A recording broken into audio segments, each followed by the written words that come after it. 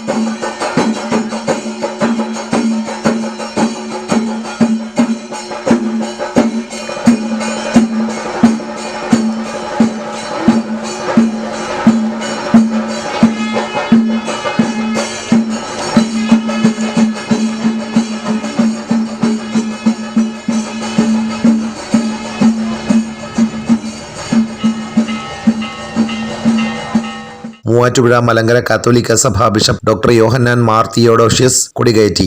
നമുക്ക് പ്രാർത്ഥിക്കാം. ഞങ്ങളുടെ കർത്താവും സൃഷ്ടാവും പരിപാലകനുമായ ദൈവമേ, അങ്ങയുടെ മഹത്വത്തിനും വിശുദ്ധരോടുള്ള ബഹുമാനത്തിലും ഭക്തിയിലും വളരുന്നതിനുമായി തിരുനാളുകൾ കൊണ്ടാടണമെന്ന് അങ്ങ് ആഗ്രഹിക്കുന്നു. പരിശുദ്ധ കനികാമറിയാമിന്റെയും വിശുദ്ധ സെബസ്ത്യാനോസിന്റെയും തിരുനാളിന് ആരംഭം കുറിച്ചുകൊണ്ട് ഞങ്ങൾ ഉയർത്തുന്ന ഈ പതാക ദയാപൂർവം ആശീർവദിക്കണമേ. ഞങ്ങളുടെ ആത്മീയവും ഭൗതികമായ വളർച്ചയ്ക്ക് ഈ തിരുനാൾ ഈ വിശുദ്ധരുടെ സുഹൃതങ്ങളും മാതൃകകളും അനുകരിക്കുവാൻ ഈ തിരുനാൾ കാരണമാകട്ടെ. തിരുനാളിന് നേതൃത്വം നൽകുന്ന പ്രസിദ്ധേന്തിമാരെയും മറ്റ് പ്രവർത്തകരെയും അവരുടെ കുടുംബങ്ങളെയും ഈ ഇടവകയും ഈ പ്രദേശത്തെയും അങ്ങ് അനുഗ്രഹിക്കണമേ.